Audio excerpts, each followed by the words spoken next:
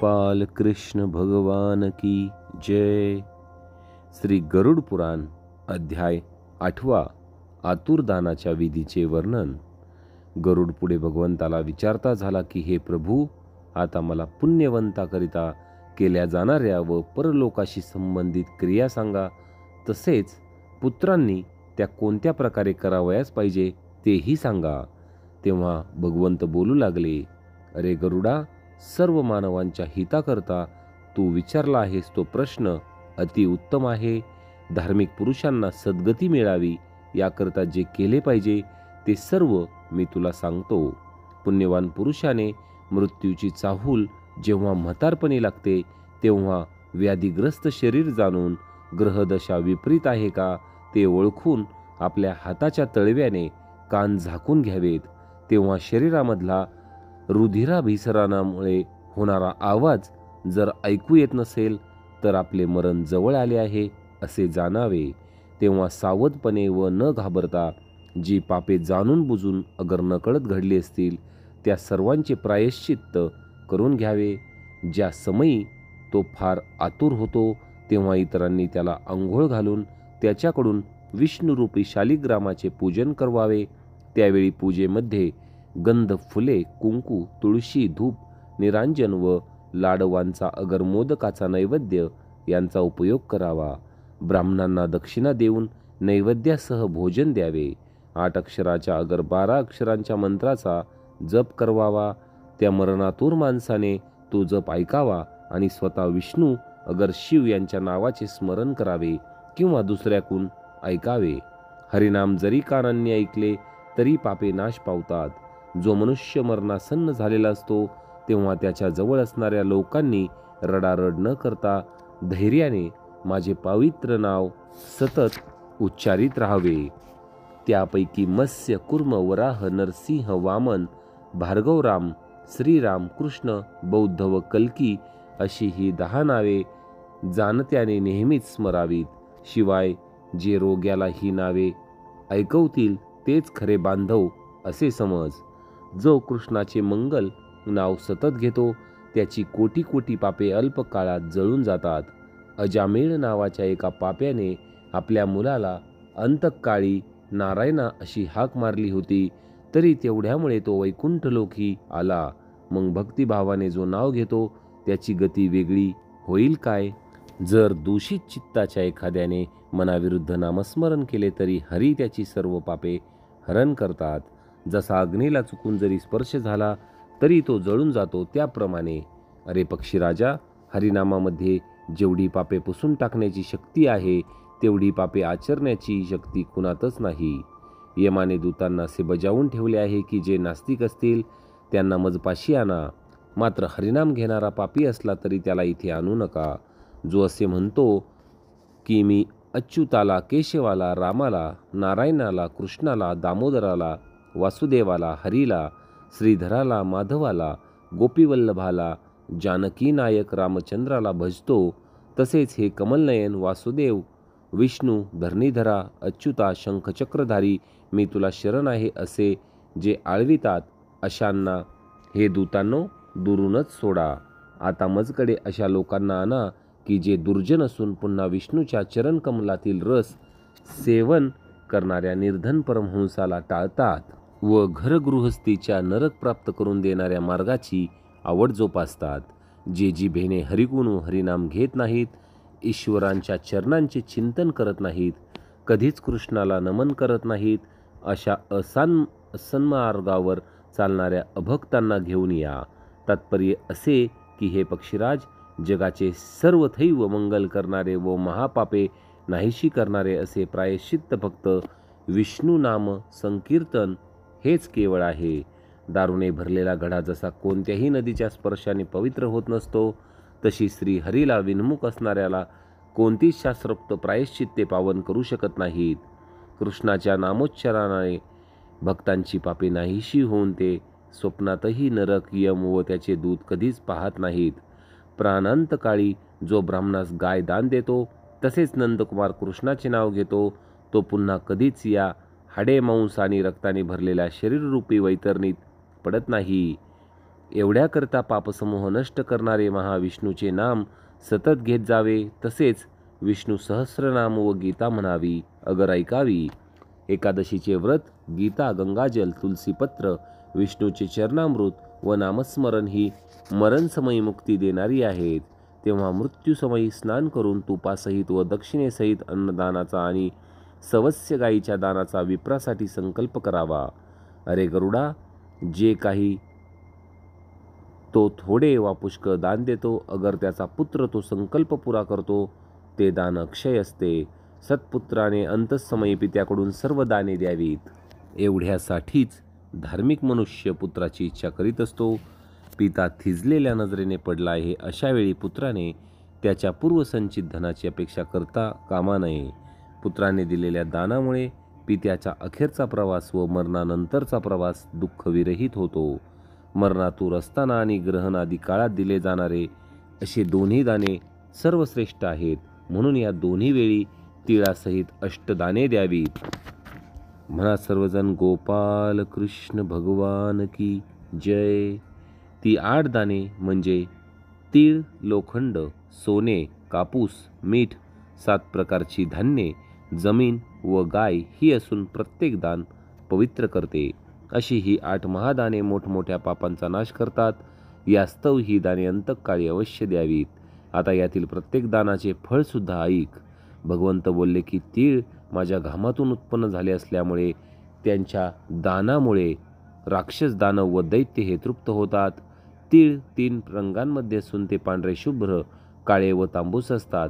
ते शारीरिक, मानसिक व वाचिक पापे नष्ट करतात. नंतर दुसरे लोखंडाचे दान आहे, ते मातीसहित करावे. त्यामुळे यमराज्यात जावे लागत नाही, तसेच त्या वाटेवरून चालावे देखील लागत नाही. पापी माणसाला शिक्षा करण्यासाठी यमाच्या हातात कुऱ्हाड, मुसळ, दंडुका, तलवार आणि सुरी ही शस्त्रे असतात. त्या यमाच्या शस्त्रांच्या तृप्तीसाठी ही लोहदान वगैरे दाने सांगितली आहेत. त्यामुळे यमलोकीचा प्रवास सुखावह होतो. लोखंडाच्या दानामुळे यमधर्माचे 6 सेवक म्हणजेच उरण, श्यामसूत्र, षंड, अर्क, उदुंबर आणि शेषंबल हे प्रसन्न होतात व सुख देतात. श्रीहरी पुढे सांगतात की गरुडा, आता मी तुला सर्वोत्तम दानाचे रहस्य ऐकवतो. ते दान दिल्याने 3ही लोकातील निवासी प्रसन्न होतात. शिवाय ब्रह्मा आदी करून सर्व देव, यमधर्माचे सभासद, ऋषीमुनी हे सगळे संतुष्ट होऊन वर देतात. म्हणून प्रेतत्वापासून उद्धार होण्याकरता सोने दान करावे. अरे बाबा, त्यामुळे तो मृतात्मा यमलोकात न जाता थेट स्वर्गात जातो. मग तो अनंत काळ सत्यलोकात राहतो व नंतर बुद्धिमान, रूपवान, धार्मिक, वादकुशल, ऐश्वर्यसंपन्न व पराक्रमी राजा म्हणून जन्म घेतो. आता यानंतर कापूस दान केल्याने यमदूतांपासून भय नसते. मीठ दान दिल्याने यमाचे भय उरत नाही. लोखंड, मीठ, कापूस, तीळ व सोने या दानांमुळे यमाचे चित्रगुप्तासह सर्व नागरिक संतुष्ट होतात. 7 धान्यांच्या दानामुळे धर्मध्वजासहित यमाचे सर्व द्वारपाल तृप्त होतात. वरी, जव, गहू, मूग, उडीद, प्रियंगू आणि हरभरे अशी ही 7 धान्ये सांगितलेली आहेत.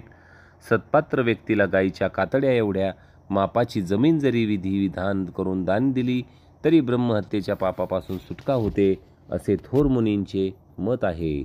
राज्याचा कारभार हाकताना राजाकडून मुद्दाम अगर नाईलाजाने जी पातके घडतात ती व्रतांनी, तीर्थयात्रांनी, अगर कोणत्याही इतर दानांनी दूर होत नसतात, परंतु जमीन दान केल्याने ती विरून जातात. जो उत्तम प्रकारची सकस व उपजाऊ अशी भूमी ब्राह्मणाला दान देतो, तो इंद्रलोकात जातो व देव आणि दानवही त्याची पूजा करतात. अरे काश्यपेया, इतर अनेक दानांचे फळ हे मोजकेच असते, परंतु पृथ्वीदानाचे पुण्य दिवसेंदिवस सतत वाढत जाते. जो राजा असून ब्राह्मणाला भूमीचे दान देत नाही, तो अनेक जन्मांपर्यंत दरिद्री होतो व त्याला कधी स्वतःची एखादी झोपडीही मिळत नसते. मी पृथ्वीपती आहे अशा गर्वाने जो जमिनीचा एक तुकडाही कधी दान करीत नाही, असा राजा शेषाच्या माथ्यावर पृथ्वी असे तोपर नरकात राहतो. तात्पर्य असे की राजाने भूदान करणे आवश्यक आहे. इतर लोकांसाठी भूदानाच्या ऐवजी गोदानाचा पर्याय म्हणून मी सांगून ठेवला आहे. तेव्हा अंतःसमयी रुद्रधेनूचे दान केले पाहिजे. त्याचप्रमाणे ऋणधेनू व नंतर मोक्षधेनू दान कराव्या. गरुडा, विशेष म्हणजे वैतरणी धेनूचे दान विधीपूर्वक द्यावे. या दान केलेल्या गायी मृतात्म्याला 3 प्रकारच्या पापातून सोडवतात. जीवाने बालपणी, कुमारवयात, तरुणपणी व म्हातारपणी अथवा जन्मोजन्मी, रात्री अगर पहाटे, दुपारी किंवा सूर्यास्तासमयी शरीराने, मनाने अगर वाचेने जी काही पापे केली असतात, ती तपोनिष्ठ, वेदज्ञ आणि सदाचारी ब्राह्मणास एक वेळ जरी वासरासहित दुधाळ गायीचे दान दिले असेल, तर ते दान त्या जीवाचा अंतःसमयी अशेष पापमुक्त करून उद्धार करते. शरीर व मन सुस्थितीत असताना केव्हाही केलेले एका गायीचे दान हे मृत्यूच्या दारी असताना केलेल्या 100 गोदानांच्या बरोबरीचे असते आणि त्याची शुद्ध हरपल्यावर केलेल्या 1000 गोदानांच्या एवढे असते. तो जीव मरण पावल्यानंतर केलेल्या विधीपूर्वक गोदाना एवढे ते तुल्यबळ असते. सत्पात्र व्यक्तीला दिलेले दान लाखो पटीत फळ देते व देणारा अनंत फळ प्राप्त करतोच. शिवाय ते दान स्वीकारणारा सत्पात्र असल्यामुळे प्रतिग्रहाच्या दोषापासून मुक्त असतो. जो ब्राह्मण दररोज नित्य स्वाध्याय, यजन व याजन करतो व कधीही परान्न खात नाही, अशाने रत्नांसहित भूमी जरी दान घेतली तरी त्याला प्रतिग्रहाचा दोष लागत नाही. विषाचा नाश करणारा मंत्र अगर थंडीचा नाश करणारा अग्नी यांना कसलाच दोष नसतो. पण अयोग्य व्यक्तीला जो गाय दान करील तर तो दाता नरकातच जाईल. आणखी असे की तो दान घेणारा माणूससुद्धा 101 पिढ्यांसह नरकात जाऊन पडेल. म्हणून स्वतःचे कल्याण इच्छिणाऱ्याने कधी कुपात्र व अयोग्य माणसाला गोदान करू नये. एक गाय एकालाच द्यावी, अनेकांना सामायिक पद्धतीने देऊ नये. जर का दान घेणाऱ्याने ती गाय विकली, अगर भागीदारीत वापरली, तर त्याच्या 7 पिढ्या आपत्ती व रोग याच जळत राहतात. मी तुला पूर्वी वैतरणी नदीविषयी बोललो आहे, तर आता मी तुला विनासायास ओलांडता यावी म्हणून वैतरणी नदी विनासायास ओलांडता यावी म्हणून करावयाच्या उपायाविषयी अर्थात गोदानाच्या विधीबद्दल सांगतो. एक काळी भोर अगर तांबड्या रंगाची गाय घ्यावी. तिला अलंकार म्हणून शिंगांना व खुरांना अनुक्रमे सोन्याने व चांदीने मढवावे. तिचे दूध काढण्यासाठी काशाची चरबी असावी. काळ्या रंगाच्या 2 वस्त्रांनी पाठीवर झाकून गळ्यात घंटा बांधावी. जमिनीवर कापूस अंथरून त्याच्यावर वस्त्र गुंडाळलेल्या पाण्याने भरलेला तांब्याचा कलश ठेवावा. त्या कलशावर यमाची सोन्याची मूर्ती व एक लोखंडाचा सोटा ठेवावा. काशाची वाटी तुपाने भरून तीही जवळ ठेवावी. उसाची एक होडी बनवून तिला रेशमाच्या धाग्यांनी गुंडाळावी. नंतर जमिनीवर एक खड्डा खणावा. त्यात पाणी भरून ती होडी ठेवावी. तीत एक गायीची मूर्ती ठेवावी व ती सूर्यदेहापासून उत्पन्न झाली आहे अशी कल्पना करून तिच्या दानाचा शास्त्रोक्त संकल्प करावा. ब्राह्मणाची गंधाक्षदा, फुले आणि वस्त्रालंकाराने पूजा करावी. गायीची शेपटी पकडावी व त्या नावेत पाय ठेवून व ब्राह्मणाला समोर उभा करून पुढील मंत्र म्हणावेत. अहो, शरण आलेल्याचा सांभाळ करणाऱ्या जगताचे नाथ, तुम्ही भवसमुद्रात बुडणाऱ्यांचे शोक व ताप यांचे निवारण करता. अशा विष्णू स्वरूप श्रेष्ठ ब्राह्मण देवा, भूदेवा, मी तुम्हाला दक्षिणेसहित ही वैतरणी गाय दान देत आहे. करिता माझा उद्धार करा. मी तुम्हास नमस्कार करतो. ती वैतरणी नदी फार भयंकर अशी यममार्गात असून 100 योजने लांबीच्या त्या नदीतून तरून जाण्याकरता हे वैतरणीचे दान मी तुम्हाला देत आहे. हे वैतरणी गोमाते, यममार्गावर माझ्यासाठी थांब व मला नदी पार ने. हे देवेश्वरी, हे वैतरणी, तुला मी नमस्कार करतो. माझ्या पाठीशी समोर हृदयात सर्वत्र गायी असाव्यात. मी गायींच्या घोळक्यात असावे. सर्व भूतमात्रात तसेच भगवान विष्णूंजवळ जी स्थित आहे ती गायरूपी देवी लक्ष्मी माझे पाप दूर करो. अशी मंत्रपूर्वक हात जोडून धेनूची व यमाची प्रार्थना करावी. नंतर सर्वांना एक प्रदक्षिणा करावी व त्या दोन्ही मूर्ती सर्व साहित्यानिशी ब्राह्मणाला सुपूर्द कराव्यात. असा विधी करून हे गरुडा, जो वैतरणी गायीचे दान देतो तो यमाच्या दरबारात धर्ममार्गावरून जातो. निरोगी व स्वस्थ असतानाच दान करावे. अगर शरीर विकल झाले तरी वैतरणी व्रत आचरावे. ती नदी अलगद ओलांडता यावी असे वाटत असल्यास सत्पात्र अशा विद्वान ब्राह्मणाला गाय दान द्यावी. पक्षीराजा, असे गोदान केले तर ती नदी यमपुरीच्या महामार्गावर आडवी येत नाही. म्हणूनच पुण्यकाळात अवश्य गोदान करावे. अशी पुण्यपर्वणी म्हणजे गंगा वगैरे नद्यांच्या क्षेत्री ब्राह्मणाच्या निवासस्थानी चंद्रग्रहणात आणि सूर्यग्रहणात प्रत्येक महिन्यात सूर्यराशी बदलतो तेव्हा अमावस्येला सूर्याच्या मकर राशी प्रवेश समयी तसेच सूर्याच्या दक्षिणायनातील कर्क राशीतील प्रवेश समयी विषुव वृत्त सूर्य ओलांडतो त्या दोन्ही वेळी व्यतिपात योग असेल त्या दिवशी अक्षय तृतीयेसारख्या युगादी तिथी असताना व इतर कोणत्याही पुण्यकाली श्रेष्ठ असे गोदान करावे. एक असाही पर्याय आहे की जर कधी तशी तीव्र इच्छा उद्भवली व सत्पात्र ब्राह्मण सहज उपलब्ध असला तर इतर पुण्यपर्वाची वाट न पाहता त्याच वेळी दान करावे. कारण धन हे चंचल असते, शरीराचा कसलाच भरवसा नसतो, वैभव टिकेलच याची खात्री नसते आणि मृत्यू तर जवळ टपून बसलेलाच असतो. त्यामुळे धर्माचा साठा केलाच पाहिजे. आपापल्या कुवतीप्रमाणे जे दान केले जाते ते फार मोठे असते. त्यामुळे आपल्याच हितासाठी जागरूक असलेल्या शहाण्या व्यक्तीने ब्राह्मणाला जरूर दान द्यावे. आपण स्वेच्छेने आपल्या हाताने जे काही अल्प धनाचे दान देतो ते अक्षय राहते आणि योग्य वेळी फलदायक होते. दानरूपी पुण्याची शिदोरी गाठीशी घेऊन यमाच्या महामार्गावरून जाणारा प्राणी सुखाने प्रवास करतो. जर तशी शिदोरी नसेल तर अत्यंत क्लेश भोगावे लागतात. पृथ्वीवर मानव जिवंतपणे जी दाने देतो ती सर्वच्या सर्व दाने यममार्गावर त्याला सुख देण्यासाठी वाट पाहत उभी असतात. जर पूर्वपुण्याई फार मोठी असेल तरच मनुष्याचा जन्म मिळतो. असा जन्म लाभला असताना धर्म आचरला तर नंतरची गती परमोच्च असते. जो धर्माची पर्वा करीत नसतो तो या दुःखपूर्ण जगात येत जात राहतो. धर्माचरणे हीच फक्त मनुष्यजन्म सफल करणारी वस्तू आहे. धन दौलत, मुले लेकरे, पत्नी, नातलग व गोतावळा एवढेच नव्हे तर आपले शरीरही नाशिवंत व तात्पुरते असते. म्हणून कायम टिकणारा धर्मच आचरला पाहिजे. जोपर्यंत जिवंत आहोत तोपर्यंतच भाऊ वडील वगैरे संबंध असतात. मरणानंतर क्षणातच हे संबंध संपून जातात.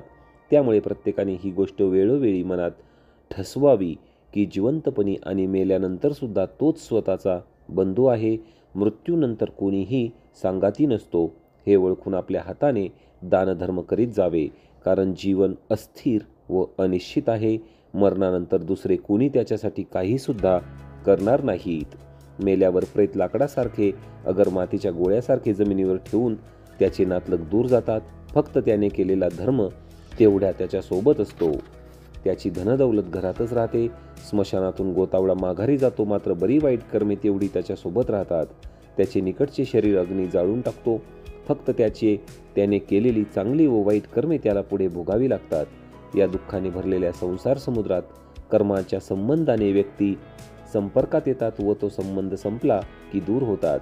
आई वडील, मुले बाळे, भाऊ बहिणी, पत्नी असे सर्वच जण हे पानवठ्यावर भेटणाऱ्या लोकांसारखे अगर प्रवाहात सोबत वाहणाऱ्या काटक्यांप्रमाणे जवळ येतात व योग संपला की निघून जातात. कुणाचे मुलगे, कुणाचे नातू, कुणाची पत्नी आणि संपत्ती तरी कुणाची. संसारात कुणाचा नसतो तेव्हा आपण स्वतःच दानधर्म करीत जावा. जोपर्यंत धन कब्जात आहे तोपर्यंत दान द्यावे. धन दुसऱ्याच्या कब्जात गेल्यानंतर दान करण्यास सुचविणेही शक्य नसते. आपणाजवळ जर मुबलक दौलत असली तरी ती पूर्वजन्मात दिलेले दान या जन्मात परत आलेले आहे असे ओळखून यथाशक्ती धर्मार्थ दान द्यावे. धर्माचरणामुळे वैभव प्राप्त होते, इच्छापूर्ती होते, भोग मिळतात आणि मोक्षही साधला जातो. एवढ्यासाठीच धर्माचरण करीत असावे. पैशाने धर्म साधत नसतो तर श्रद्धेने तो साधतो. पुरातन काळी निर्धन मुनी श्रद्धायुक्त धर्माचे पालन केल्यामुळे स्वर्गलोकात गेले होते. कुणी भक्तिपूर्वक एखादे जरी पान, फूल अगर फळ मला दिले तरी त्याच्या भक्तीने प्रसन्न होऊन ते मी सेवन करतो. याच कारणासाठी विधीनुसार दान जरूर देत जावे. ते केवढे आहे, थोडे आहे की फार मोठे आहे याचे मोजमाप आपण करू नये. जमिनीवर मरून उन्मुख अवस्थेत असलेल्या पित्याच्या करवी जो दान करतो असा धार्मिक पुत्र देवांना सुद्धा पूजनीय असतो. अशा प्रकारे पुत्रांकडून आईवडिलांतर्फे दिल्या गेलेल्या दानामुळे ते पुत्र व त्यांचे पुत्र, नातू, पंतू आदी करून सर्वजण पावन होतात. वडिलांसाठी दिलेल्या दानाचे पुण्य 100 पट असते तर आईच्या निमित्ताने दिलेल्या दानाचे पुण्य 1000 पट असते. बहिणीसाठी केलेले दान 10,000 पट पुण्यदायक असून भावाच्या निमित्ताने जे दान केले जाते त्या पुण्याला काही गणनाच नसते. असे दान करणाऱ्याला नरक यातना भोगाव्या लागत नाहीत. कसलाही उपद्रव होत नाही की अंतकाळी यमदूतांकडून भीती दाखविली जात नाही. अरे पक्षींद्रा, मरणातूर अवस्थेत लोभाला बळी पडून जर दान दिले नाहीत तर असे कंजूस लोक मरणानंतर फार मोठ्या दुःखांना सामोरे जातात. पुत्र, नातू, भाऊ, नातलग व मित्र यांनी आतुर काळी जर दान दिले नाही तर ते ब्रह्महत्या करणाऱ्याप्रमाणे असतात. अशा प्रकारे श्रोते हो, श्री गरुड पुराणचा अध्याय 8 आतुरदानाच्या विधीचे वर्णन इथे समाप्त झालं आहे. गोपाल कृष्ण भगवान की जय.